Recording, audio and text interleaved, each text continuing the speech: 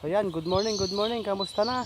So ayan, nandito na naman ako sa aking tinatrabaho dito sa trellis ng aking upo.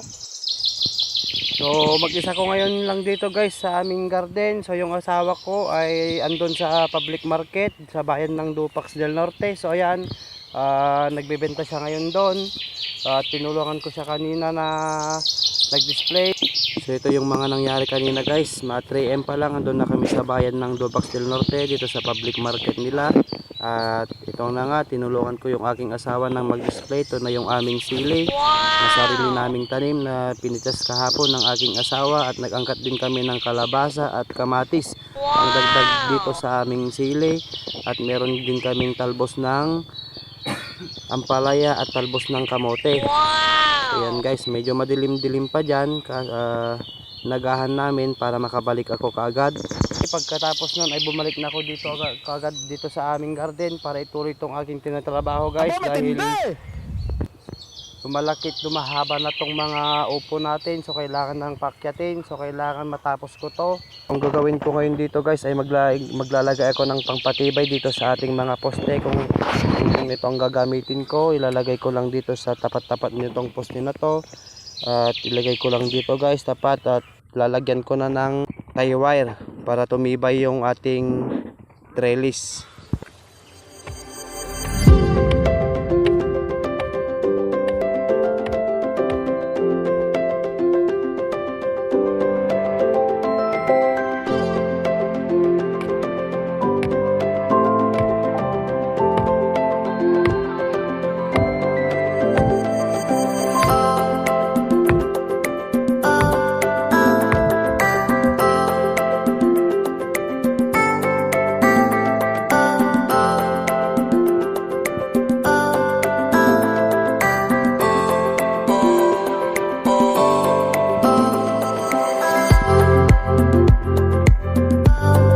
Yung nilagay kong patibay dito sa ating trellis, so nilagyan ko na ng tie wire o barot.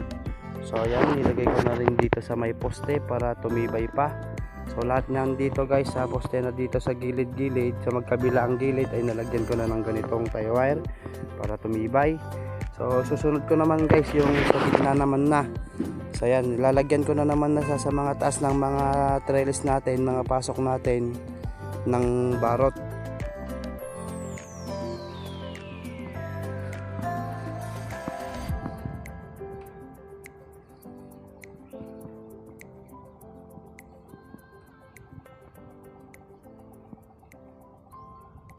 Alas 11 na nga ng tanghali guys. So kailangan ko lang sundin yung aking asawa. So ito na nga siya, nakaprepare na.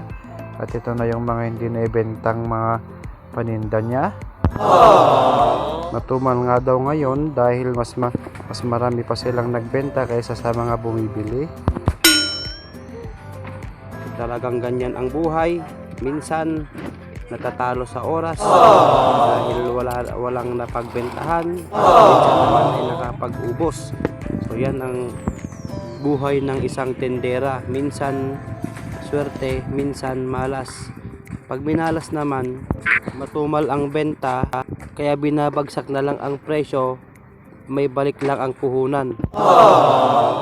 So yan nga guys, pagka-uwi namin, so ayan, katatapos lang namin mananghalian.